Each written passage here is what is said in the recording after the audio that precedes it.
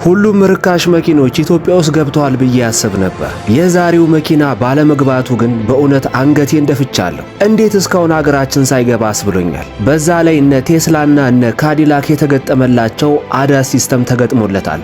ማለትም መኪናው ራሱን በራሱ መንቀሳቀስ ይችላል። በዚህ ዋጋውን ስነግራችሁ ሁላችሁም ትደመማላችሁ። ሰላም የተከበራችሁ የቻናሌ ቤተሰቦች እንደምን ሰነበታችሁ?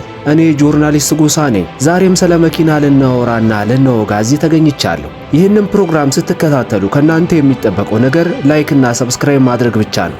ስለ መኪና ማወቅ የምትፈልጉ ከሆነ ሰብስክራይብ አድርጉ።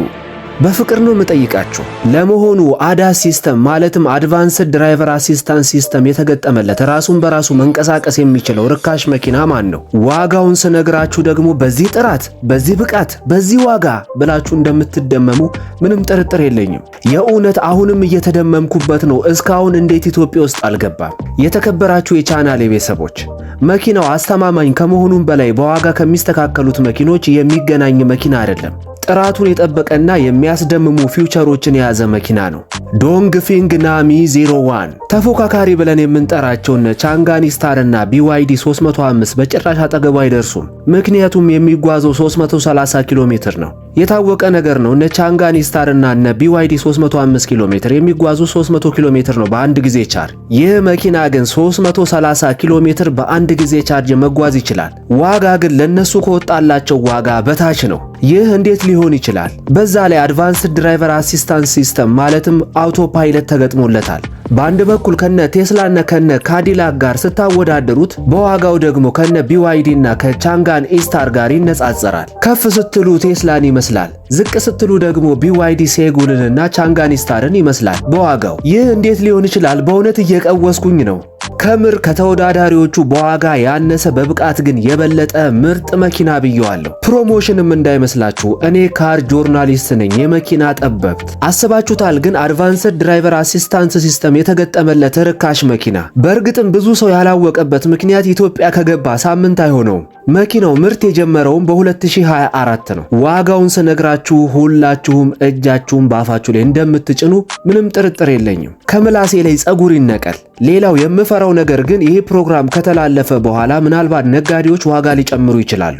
ለዚህ ጥሩ ምሳሌ የሚሆነው ከዚህ በፊት የሰራውላችሁ ዶንግፊንግ ናኖ ቦክስ የዚህ መኪና ታላቅ ወንድም ሪቪው ከሰራው በኋላ ከ1,900,000 ወደ 2,200,000 ገብቷል። ምን ልላችሁ እንደፈለኩ የገባችሁ ይመስለኛል። ይህ መኪና በውስጡ ሁሉ ነገር የተሟላለት መኪና ነው። ኢቭን የሴቶች መቀባበያ ማነው ስሙ ሜካፕ ያለው መኪና ነው። ወንዶችም ከፈለጋችሁ ትችላላችሁ። በእርግጥም የምትደነቁበት ነገር ግን ዋጋው ነው። ሌላው በደንብ እንድትሰሙኝ የምፈልገው አንድ ነገር አለ። መኪናው ላይ የተገጠመው የባትሪ አይነት ሊቲየም አይረን ፎስፌት ነው። ሊቲየም አዮን ፎስፌት አይደለም። ሊቲየም አይረን ፎስፌት ባትሪ ተገጠመለት ማለት ደግሞ መኪናው በጣም ብዙ ዓመት ይኖራል እንደማለት ነው። የተወሰነ ፐርፎርማንስ ከሊቲየም አዮን ፎስፌት ቢቀንስ እንጂ ወደፊት የሚኖረው ዕድሜ በጣም ረጅም ነው። ሊቲየም አይረን እንደሚታወቀው ላይፍ ሳይክሉ በጣም ረጅም ነው ከሊቲየም አዮን አንጻር። የተከበራችሁ የቻናሌ ቤተሰቦች ወደ መኪናው ሪቪው ከመግባቴ በፊት አስቀድሜ ለማነጻጸር እንዲመቸኝ የቻንጋን ኢስታርን ስፔሲፊኬሽን አስቀምጣለሁ። በደንብ አድርጋችሁ የመኪናውን ጥራትና ብቃት ለመረዳት እንዲመቻችሁ ነው። ከዚህ መኪና ጋር የሚፎካከረው ቻንጋን ቤንቤን ኢስታር የ2023 ሞዴል ነው። ማለትም የተመረተው በ2023 ነው። ስትሪንጉ ሌፍት የሚባል ሲሆን 5 ሰው መጫን ይችላል። ጊርቦክሱ ማኑዋል ሲሆን ከለሩ በነጭ ይበዛዋል። ቦዲ ታይፑ ክሎዝድ የሚባል ሲሆን ፉል ኤሌክትሪክ የሚባል መኪና ነው። ባትሪ ታይፑ ሊቲየም አዮን ፎስፌት ሲሆን በአንድ ጊዜ ቻርጅ መጓዝ የሚችለው 305 ኪሎ ሜትር ነው። የባትሪው ካፓሲቲ 31.18 ኪሎዋት አወር ሲሆን ቶፕ ስፒዱ ደግሞ 101 ኪሎ ሜትር ፐር ሃወር ነው። የሞተሩን ፓወር ስንመለከተው ደግሞ 55 ኪሎዋት በ75 HP ማለትም ሆርስ ፓወር ሲሆን ታይር ስፔሲፊኬሽኑ 175 በ60 R15 ነው። የመኪናው ክብደት 1180 ኪሎ ግራም ሲሆን ከበስተኋላ 2 ራዳሮች አሉት። ብሬክ ሲስተሙ ከፊት ለፊትም ከኋላም ዲስክ ሲሆን 2 ኤርባጎች አሉት። ትሬድማርኩ ቻንጋን ሲሆን የተለያዩ ትሪም ሌብሎች እንዳሉት የታወቀ ነው። የተለያዩ ትሪም ሌብሎች አሉት። የተከበራችሁ የቻናሌ ቤተሰቦች በዚሁ አያይዤ የምነግራችሁ ቻንጋን ኢስታር ራሱ ትሪም ሌብል እንዳለው ማወቅ አለባችሁ። ብዙ ሰዎች ሁሉም ቻንጋን ኢስታር ተመሳሳይ ይመስላቸዋል። የሚቀርቡበትም ዋጋ ተመሳሳይ ነው። ነገር ግን ቻንጋን ኢስታሮች ትሪም ሌብል አላቸው። ስትገዙ በደንብ ማየት አለባችሁ።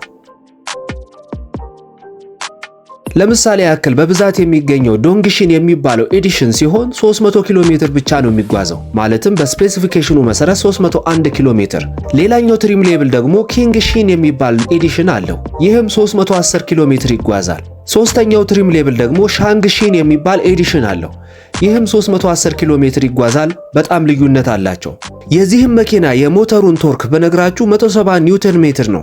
ባትሪ ካፓሲቲውም እንደየትሪም ሌብሎቹ የተለያየ ይዘት አለው። ለምሳሌ የመጀመሪያው ትሪም ሌብል 31.86 ኪሎዋት አወር ሲሆን ሁለተኛው 30.95 ኪሎዋት አወር ነው። ሶስተኛው ደግሞ 31.18 ኪሎዋት አወር ነው። ከፍተኛ ልዩነቶች አሉት። እንዳትሸወዱ የቻናሌ ቤተሰቦች። ሌላኛው የዚህ መኪና ዳይሜንሽኑ ነው። የዚህ መኪና ርዝመቱ 3770 ሚሜ ሲሆን ስፋቱ ደግሞ 1650 ሚሜ ነው። ርዝመቱ 1570 ሲሆን በመዲናችን አዲስ አበባ በብዛት የሚገኝ መኪና ነው። የተከበራችሁ የቻናሌ ቤተሰቦች አሁን ደግሞ የዶንግፊንግ ናሚን ሪቪው ልስጣችሁ። ይህ መኪና 330 ኪሎ ሜትር ከመጓዝ አንስቶ እስከ 430 ኪሎ ሜትር ሬንጅ ያለው ሲሆን እንደየትሪም ሌብሉ ማለቴ ነው። ርዝመቱ 4030 ሚሊ ሜትር ሲሆን ከቻንጋን ኢስታር ጋር ስትመለከቱት በምንም አይነጻጸርም። ከቻንጋን ኢስታር በጣም የረዘመ መኪና ነው። ሌላኛው ደግሞ ስፋቱ ነው። የዚህ መኪና ስፋት 1810 ነው። ይህም የተሻለ ነው። ሌላኛው ቁመቱ ነው። ቁመቱ 1570 ሚሊ ሜትር ነው። በደንብ ማነጻጸር ትችላላችሁ። ሌላው ደግሞ የዚህ መኪና ዊል ቤዝ ነው። ዊል ቤዙ 2660 ሚሊ ሜትር እንደሆነ የታወቀ የተረዳ ነገር ነው። የመጫን አቅሙ 5 ሰው ሲሆን ከቻንጋን ኢስታር ጋር ተመሳሳይ ነው። ይህ መኪና ከቻንጋን ኢስታር አንጻር ሲታይ በጣም በብዙ ከለሮች የቀረበ መኪና ነው። በቢጫ ጭምር አለው። ቢጫ ለምትወዱ ሰማያዊም አለው። እንዲሁም 6 አይነት የከለር አማራጭ ይዞ መጥቷል። ከ16 እስከ 17 ኢንች የሚደርስ ሪም የተገጠመለት ሲሆን የታይር ስፔሲፊኬሽኑ 215 በ60 R16 ጎማ ተገጥሞለታል። ሌላው የሚያስደንቀው ነገር ደግሞ የማትገምቷቸውን ፊውቸሮች ያቀፈ መኪና ነው። ባለ 5 ኢንች ኤልኢዲ ኢንስትሩመንት ፓናል የተገጠመለት ሲሆን 12.8 የሚንቀሳቀስ ሴንትራል ኮንትሮል ስክሪን ተገጥሞለታል። ልክ እንደ BYD ማለት ነው። ሌላው የሚያስደንቀው ነገር ደግሞ ሌቭል 2 ADAS ሲስተም ተገጥሞለታል። ሌቭል 2 አድቫንስድ ድራይቨር አሲስታንስ ሲስተም።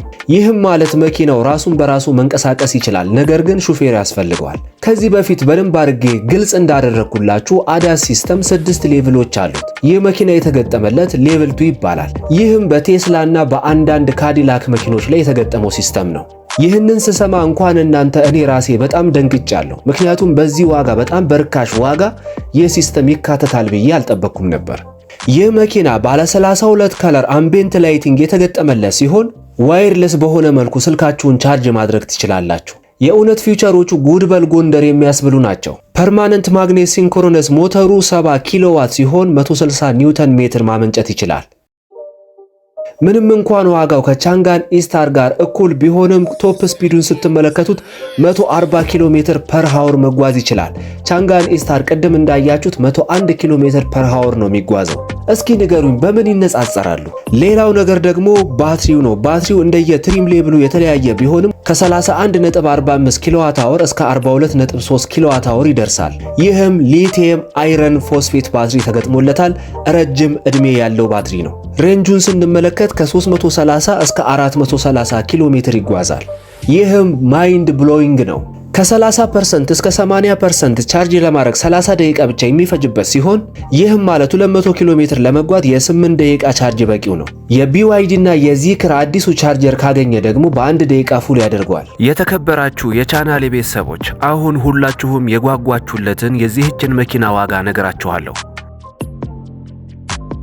ይህች መኪና በዚህ ሰዓት በኢትዮጵያ ቻንጋን ኢስታር በሚሸጥበት ዋጋ 1,450,000 ብር እየተባለች ትገኛለች።